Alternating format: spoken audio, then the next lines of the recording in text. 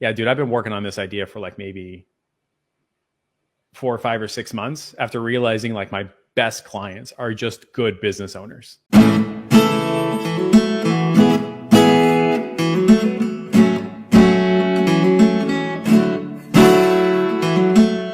He was getting $50 phone calls in New York City for water heater replacements. So just normal everyday Google AdWords campaign, right? 30 days later, not a single sale. I go, what the fuck is wrong with this guy? I review the text messages. Gambling problems, addiction problems, doesn't pick up the phone, right? His last chance before he gets back into jail. Oh my God. Like, what are you going to do with that? Like, there's nothing you could do. Best results of a campaign in New York City for water heater replacements I've ever seen. $50 a phone call. The wrong who. An amazing how, but a wrong who, which means is dead. If you had an amazing who and an okay how, it would be working every fucking time. So yeah, it's interesting how like the ability of an agency owner to select their clients is a function of the ad that they write. Yeah. And I think this might be like a challenge that everybody has, but everybody is of the stance that it's solved with KPIs. It's solved with like being more accountable or holding them accountable or doing all sorts of fun stuff like hiring a coach to make sure your client moves in the right direction. Like, no, man, you don't want to be in that business. You want to be in the business of just saying, here's the stuff that you paid for. This is all you need. You are already successful, make you more successful.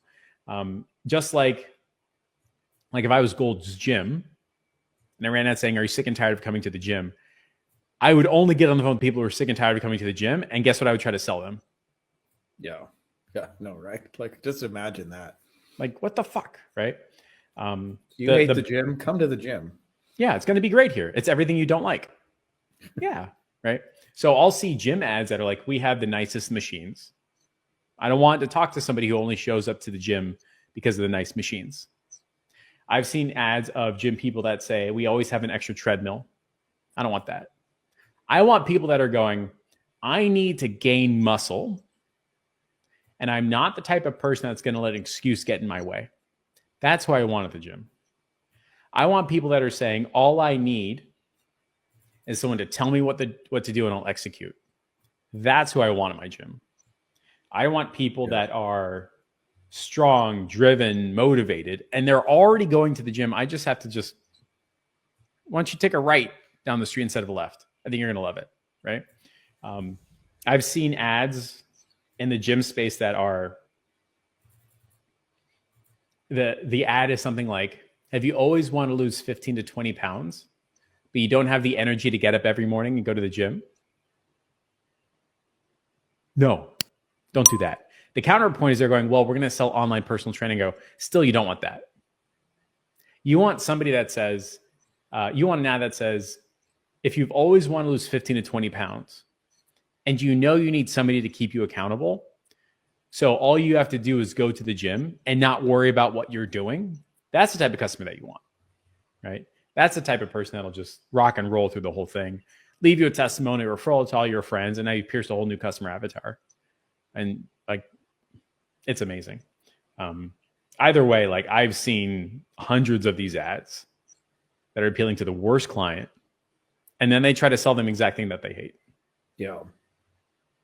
And to your earlier point, they often add complexity after the fact. Well, the client's not closing. Let's add an appointment setter. Let's add some AI follow-up. Let's do. I'm not saying you can't do those things, but man, if you just stop working with the fucking drunken, broke, redneck, alcoholic kind of dude, like chances are, let them go figure out their own business themselves. There's plenty of information all over the world for them to figure out exactly what they're supposed to do. And if you've got a doctor, lawyer, attorney, plumber, etc., maybe they know what they're doing. Yeah. But if you're going into an industry that has no barrier of entry, and the barrier of entry is actually their knowledge of business, what are you going to do? You're going to run ads for a hair salon lady who can't manage to charge more than $35? You're out. Not going to fucking happen.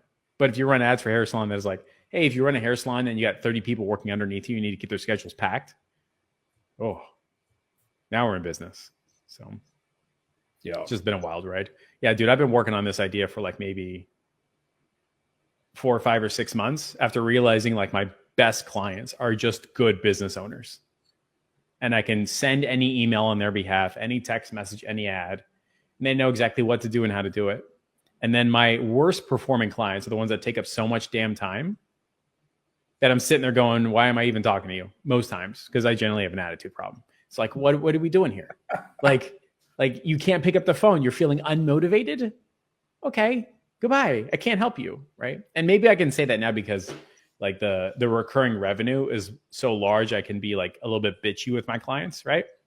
But looking back, every time I ran an ad, that was like, I mean, even for my clients, when we run ads that were like, are you sick and tired of your back hurting?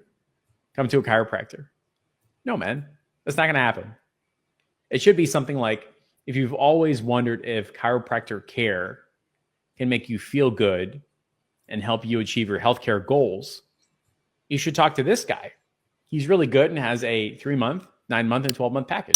Like that is optimizing for a sale, right? Optimizing for a person, optimizing for a good who. So I'm just kind of ranting, but yeah, you get what I'm putting down. No, but this is a needed rant. Like every time I see your stuff, I'm like, yes, because like I feel like this problem is actually rampant. Is that there's all these like sort of cover up mechanisms, like appointment setters, and we're gonna add in the AI follow up system, and we're gonna do this, and it's just like no, just stop fucking trying to turn losers into winners. Correct. And when I say losers, they might be like nice people otherwise in the game of life, but at the game of business, they're clearly fucking losing. It's a broke business. And then you end up being the savior. Like I think of it like, like a lot of ads are the equivalent of like, are you a restaurant that can't get anybody in because your food sucks and your service sucks and you got a mediocre thing in a small town with not much foot traffic? Well, we can save you and like put on your cape instead of going, like you said, to your point, you have 37 locations, but 3 of them are dragging ass. And now that you got your staff in shape, like let's go fill those new locations with some Facebook ads or whatever your solution is going to be a better client than, have you never ever been able to make one sandwich good? Yeah. Do you not know how mustard works? Let me get 30 people in there who want your mustard, right? Yeah. I used to have this like savior complex of like, if I can save myself, I can save others. I think that's just part of the journey that everybody goes through. I wish I could not have that much sooner, right? Yeah. It's almost like if I had another shot, another swing at the baseball to do a grand slam, I could do it, right? If I presented the opportunity to the next guy, they could do it. But it's almost never the case that they will ever do a grand slam. It's almost always the case they will say, I've missed 29 out of 30.